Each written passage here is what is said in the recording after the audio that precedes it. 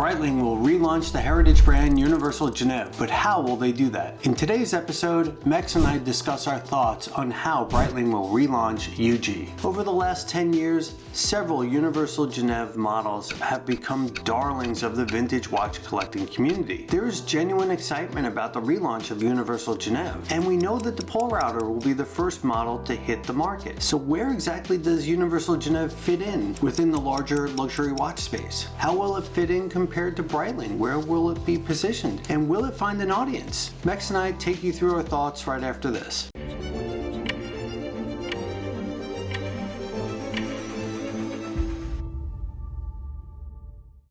Why do you think Breitling went for Universal Geneve? Mase, I think this is pretty straightforward, right? When you look at the UG pieces, particularly the really historical pieces, it's built a really big brand cachet among collectors for the vintage pieces, the pieces from the 40s, 50s, 60s, and it's been very dormant over the last 20 years. So I think this really allowed them to capture this very rich niche and build interest very quickly within the watch community. The interesting thing to me, Mase, is where Universal Geneve could potentially fit within the Breitling portfolio. So, Mase, I know you've done a lot of research on a macro level. Help us understand Breitling's portfolio today and where Universal Geneve could fit. As you know, now I own two Breitlings, right? So I'm a fan of the brand. When you look at their current offering, they really begin around $3,200 with their Endurance line. Now that is a super quartz movement is what they're calling it. Rubber strap, looks very sporty, very kind of, rough and tumble. And then as you go up through the line, you've got your Super Oceans. They kind of start in the $5,000 range. When you look at the Chronomat, also starting around $5,000, obviously going up from there. There are some precious metals sprinkled throughout the lineup. When you think of Breitling and its heritage, you think of its bread and butter model. It's got to be the Navitimer. They're starting around $9,500 in stainless steel. Their average selling point is about $7,000. So that tells you that there are a lot of models at the Endurance, the Chronomat, the Super Ocean that are getting sold. It's not just old Navitimers running out the door. And I took a look at that beautiful salmon dial Datora.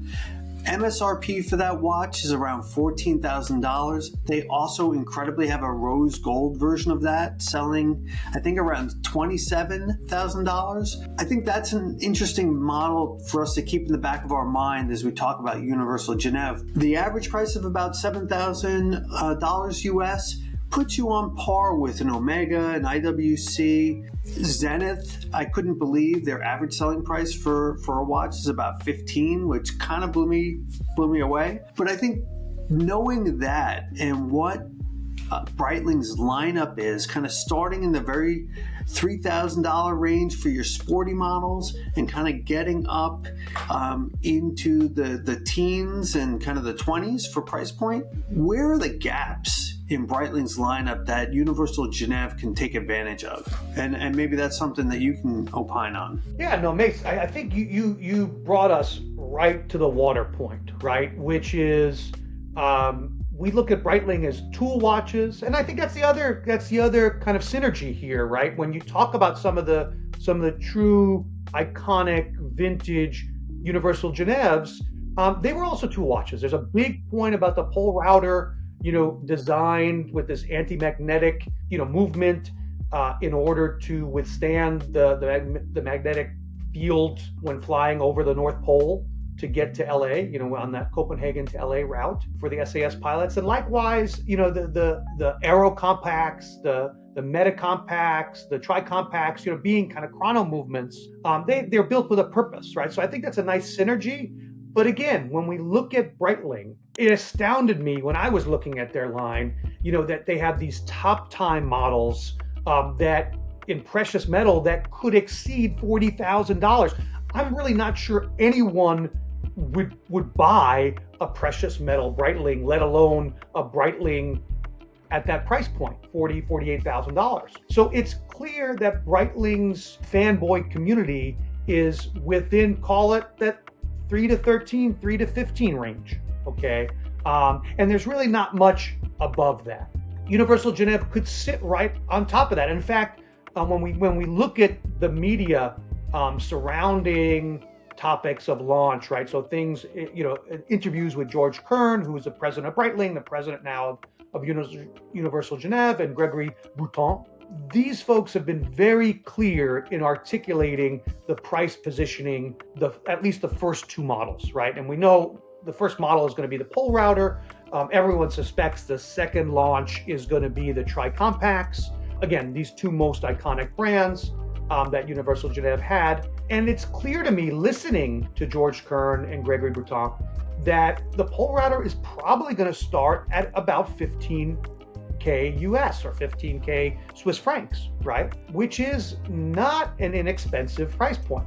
They want this to be a luxury brand. They want it to be separate from the Breitling deal, but we don't, the big question, Mase, is can they pull this off? Yeah, I mean, it's really interesting because it's such a big investment. You can't just make watches for the existing Universal Geneve fanboys, watch collecting community, right? And by rolling out a Polerouter three-hand watch with the trapezoidal date window traditionally at $16,000, $17,000 US, you have to ask yourself, are they really expanding beyond their existing fan base? And I think that's a legitimate question as they figure out the economics of the launch of Universal Geneve and the price points for the Polerouter and for other watches that are coming down the line.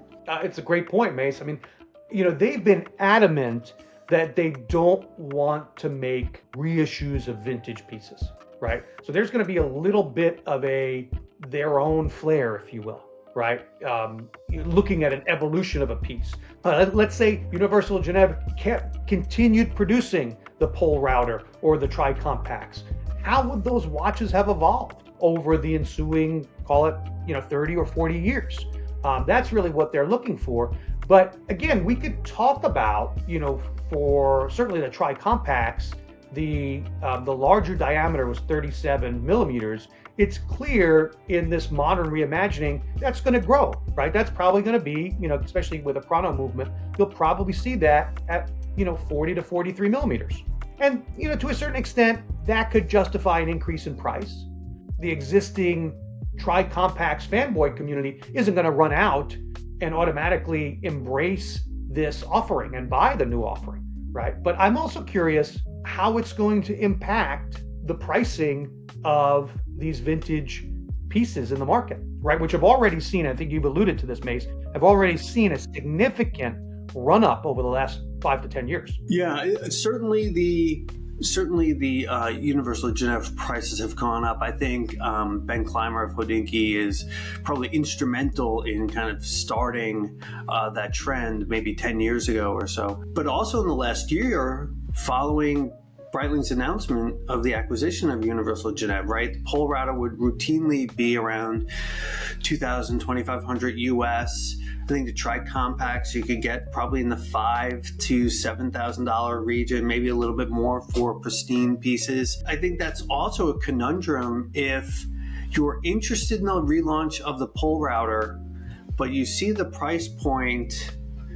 Does that maybe give you pause and then turn around and say, what vintage piece, what original can I get? $4,000 or $4,500 that looks really good. It's the original. I guess it's a fair question to kind of ponder. And I think that's why there's pressure, I think, on the leadership team at Universal Geneve to make pieces that have connectivity to legacy, but represent something very new, because if there could be a giant gap between prices, and there will be. I mean, if we talk about Polerouters being introduced between 15 to 17, and again, Mase, I think this is the other thing, because we look at certainly the TriCompax, and you could have your pick of TriCompaxes in both steel and precious metal. And we also, I think we have to say, what are these relaunches going to look like? Are they going to be in steel? Are they going to be in precious metal? I mean, clearly as a luxury positioning, I think the temptation is there on the part of a Breitling to push these to precious metal. I think, again, if you talk about a time-only precious metal cased watch at 15 to 17K, I think there's a compelling value proposition there. I don't feel that that's the direction they're going to go in. I think we're going to see, a luxury timepiece in steel priced at that level, which could be a mistake for them. Right, which could be an overreach. It's probably good to pause here and ask our audience, what do you think about a Polerouter coming out in stainless steel at around $15,000 Swiss francs?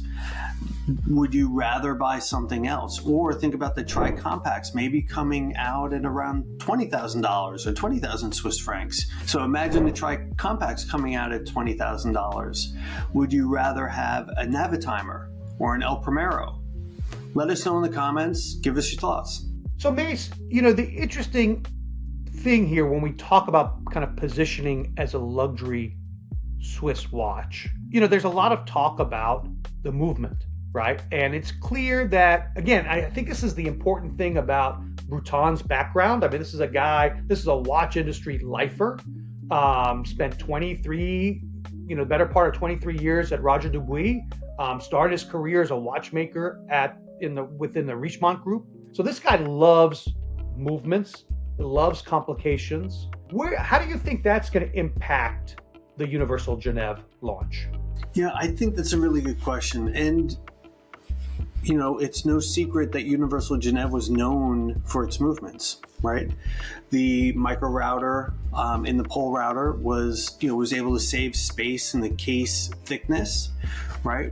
They're also known for the TriCompax, a very complicated movement. I would think that there's some synergies between Breitling and what they're doing in-house and kind of how it influences some of the movements that will end up in these future Universal Geneve watches. Today, Breitling sells movements to Tudor chronographs, so they're already producing enough for themselves, right? And enough to kind of go out and sell to Tudor. It seems logical that at least using some of the Breitling movements as a base, you think about the Datora that I talked about before, perhaps that ends up being the start for the TriCompax movement kind of moving forward. So I think it's really interesting. I think there's a lot of potential for synergies there. I think that is one potential way for them to kind of manage some of the cost and the MSRPs that end up being associated with these future watches. So I think that is something for us to keep an eye on down the road. Again, I think the leadership team at Universal Geneve is giving us a lot of clues that that's the direction they want to go in, particularly at that higher end of the price range, right? They don't want let's say introductory TriCompax pieces to be priced above $25,000, right? And how do we know that? We know that because both Georges Kern and Bruton have told us that developing a chrono movement from bottoms up would cost in excess of $25,000, or certainly would make that watch cost in excess of $25,000. And that's something that they want to avoid. So does it make sense? Absolutely. And, the interesting thing here, Mase, is, does Breitling have an opportunity to create a watch group like Richemont, right? And where components can be shared within the group. Georges Kern has poo-pooed that idea. And today we're just talking about two brands, but who knows what the future holds? Like you said, over the last 10 years or so, Breitling has seen the market conditions change, namely in the size of watches, and has been kind of toning down the case size from 47, 46, 45, right, and kind of settling into, I don't want to say a max of 42, but that kind of seems where their sweet spot is now. I wonder if this is Breitling saying we failed with that redesign relaunch. Yeah, I think you're right. I think, does it make sense for Breitling to have the premier Datora and them to roll out the UG TriCompax? It seems like they would be in direct competition with one another, and therefore just cannibalizing that sort of interest in that style of watch. Exactly, right? And again, you and I have said it. I remember seeing that model or those models, really, right? Really with a beautiful, colorful dial in Miami, it's not worth it at that price point. So I wonder if other folks have had that reaction. Never seen those watches in the wild. I'm sure they sell them, but this isn't our space. Let's concentrate on the more masculine tool watches, and let's let Universal Geneve own that space. Okay, so Mase, we talked a little bit about the why it makes sense for Breitling to acquire and relaunch Universal Geneve. I think we talked about what the relaunch could look like. And now I think it makes sense to pivot to the how, right? Where do we go from here? How does the Universal Geneve relaunch look? Yeah, it's a really good question. And I think when you ask, or when you're asking a buyer to buy your product, how do you get them excited about it, right? And I think they're tapping into their storytelling about the past, honoring their past achievements. You know, you kind of look to the past, right? The Polerouter is a significant achievement for Universal Geneve and also for aviation, right? Taking those routes over the magnetic North Pole. We're seeing a lot of that through their social media, their website, their Instagram. They're really using these colorful cartoons to celebrate their past, kind of taking imagery from the 40s and 50s back to their heyday, right? And they're mixing in some nostalgia, their heritage. It's light, it's airy, it's attractive, right? It almost reminds me of imagery that you would see on the New Yorker magazine covers, kind of those iconic ones. That's kind of what it reminds me of. And I think kind of a uniform approach throughout all of their outlets. Even if they might be introducing some imagery for a different kind of watch, you're getting that same kind of colorful, cartoony, very pleasing to the eye. And I think that's part of it, capturing people's imaginations from kind of the past and bringing it forward.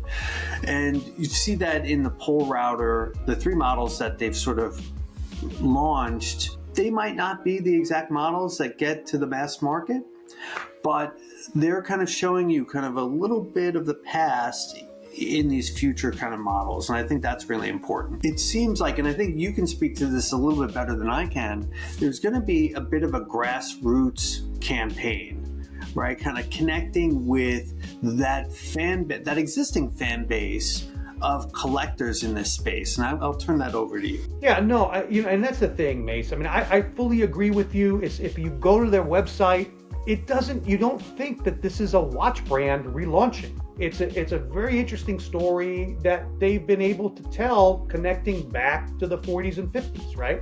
With all that imagery, right? And because of that, exactly because of that, Mase, right? We know that the Universal Geneve collecting community is very serious, okay? And they have a voice. And so kudos to the leadership at Breitling to form this kind of what they're calling an advisory board to give the collectors a voice with, alongside other stakeholders, right? But to give them a voice in terms of where this is going to take shape. And we talked about that a little bit before.